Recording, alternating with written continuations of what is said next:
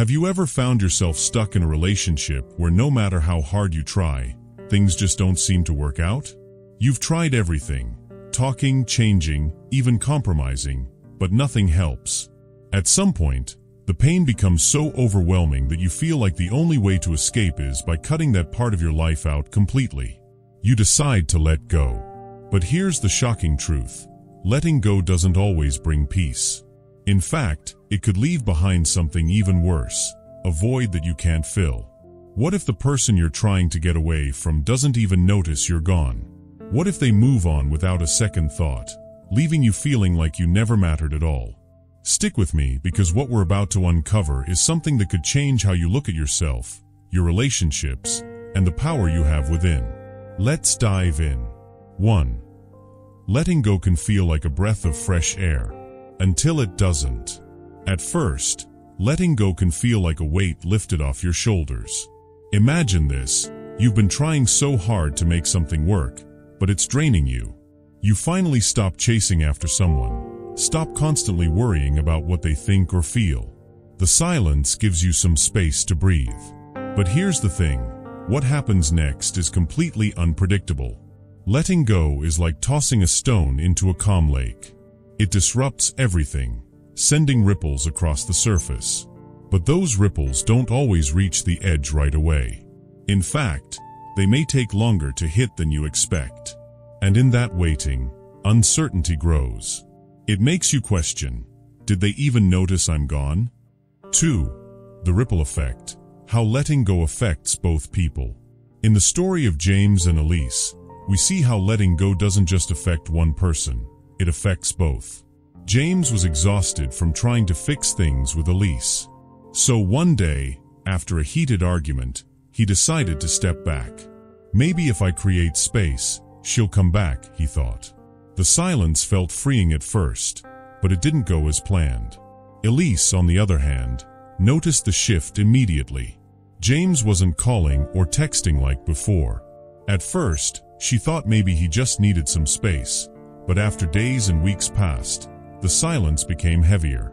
She missed him, but she was tired of always being the one to apologize, to bend, to explain herself. Here's the twist. Neither of them knew what the other was thinking. James saw Elise's absence as proof she didn't care. Elise thought James's silence meant he had moved on. And this lack of communication, these assumptions, would be what destroyed their relationship. Not the act of letting go itself, but the way they handled it. 3. Assumptions are the silent killers in relationships. Assumptions are powerful, but they can be deadly for your relationships. After weeks of silence, Elise impulsively decided to visit a friend abroad. But on her way to the airport, she was in a car accident and ended up in the hospital for weeks.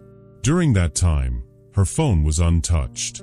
She had no idea that James was hurting, thinking that she didn't care enough to reach out. Meanwhile, James saw Elise's absence as confirmation that she was done with him. If she cared, she would have reached out, he thought. Instead of reaching out to ask if she was okay, James built up walls around his heart.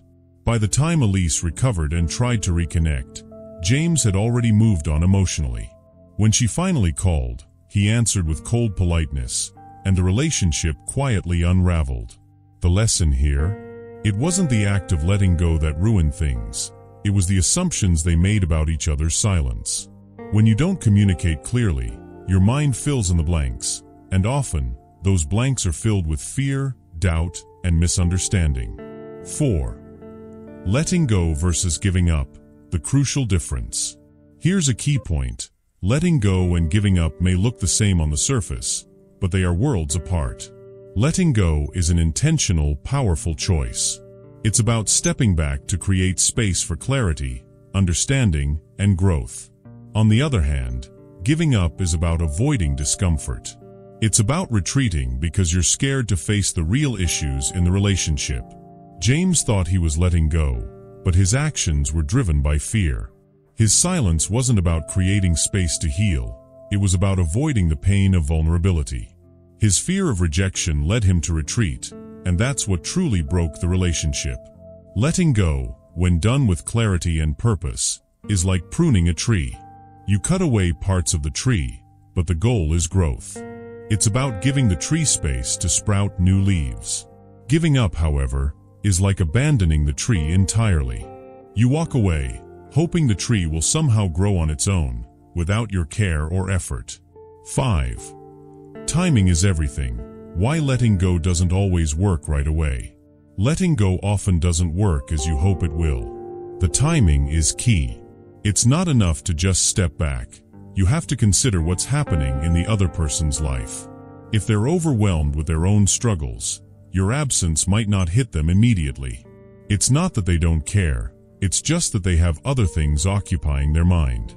In James and Elise's case, the longer they waited, the more entrenched their assumptions became. James convinced himself that Elise didn't care, and Elise assumed James had moved on. The timing wasn't right for either of them to reflect properly on what had happened. And so, their silence only deepened the gap between them. So, how do you know when the timing is right to let go? The key is to focus on your own growth, not on forcing the other person to notice you. If you're letting go with clarity, then the timing is always right because it's about prioritizing your own healing. If your actions are driven by fear, though, time will only make things more complicated. 6. Letting go should be about empowerment, not fear. When you let go of someone, it should come from a place of strength, not fear. Letting go isn't about punishing the other person or making them notice you. It's about creating space to notice yourself. It's about recognizing your own worth and understanding that you don't need someone else to validate you. If you're letting go out of fear, fear of rejection, fear of confrontation, then your actions will only lead to more confusion and pain. But if you let go out of empowerment, you'll find peace in the space you've created, whether the other person steps forward or not.